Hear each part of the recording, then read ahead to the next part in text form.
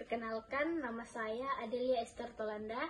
Saya mahasiswa semester 3 dan di sini saya akan membawakan materi tentang menuju kedaulatan pangan di Indonesia. Presiden Jokowi telah memperingatkan potensi munculnya krisis pangan.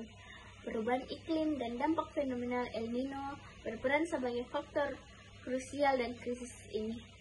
Kondisi kemarau ekstrim dan gelombang panas menjadi tantangan nyata yang berpotensi mengurangi bahkan menggagalkan produksi tanaman pangan. Ditambah lagi krisis geopolitik, dunia perang antara Rusia dan Ukraina yang menghambat distribusi bahan pangan global. Indonesia sebagai negara yang belum berdaulat pangan juga terkena dampaknya. Selain itu, pertumbuhan populasi yang terus meningkat tidak diimbangi dengan kemampuan dalam negeri untuk memenuhi kebutuhan pangan masyarakat secara memadai.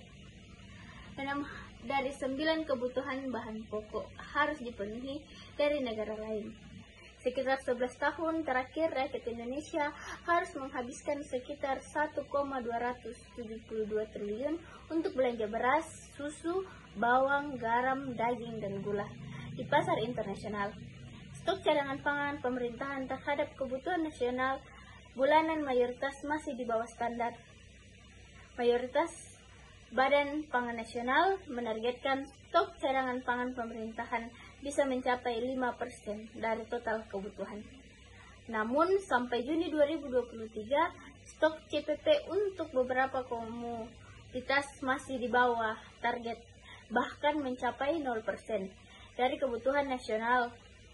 Penyebab lain adanya ancaman krisis pangan adalah berkaitan dengan orientasi tata kelola pangan yang masih mengacu pada ketahanan pangan, bukan pada kedaulatan pangan.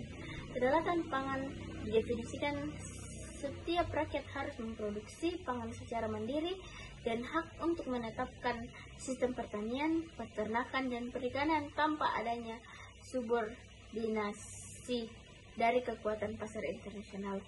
Mengingat begitu besarnya dampak buruk krisis pangan dalam kehidupan masyarakat, maka sudah menjadi kewajiban pemerintah bersama para pengambil kebijakan publik untuk berkomitmen dan serius mengembangkan sistem dan berkedaulatan pangan yang mendorong ekonomi yang ekologis dan berkeadilan.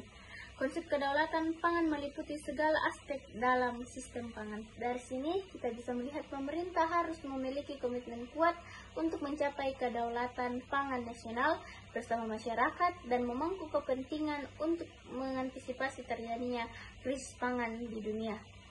Hal yang wajib dilakukan pemerintah adalah membuat kedaulatan pangan sebagai agenda yang sangat penting dan memikirkan secara serius bagaimana Indonesia bisa menjadi negara yang berkedaulatan pangan. Program-program yang dibuat mengutamakan kepentingan masyarakat luas, bukan individual atau kelompok tertentu. Program harus bertujuan untuk mensejahterakan petani dan mendorong tercapainya kedaulatan pangan. Tujuan antaranya adalah bagaimana meningkatkan produksi pangan melalui interpretasi tanaman pangan sesuai potensi daerah. Demikianlah yang dapat saya sampaikan. Terima kasih, Tuhan Yesus memberkati.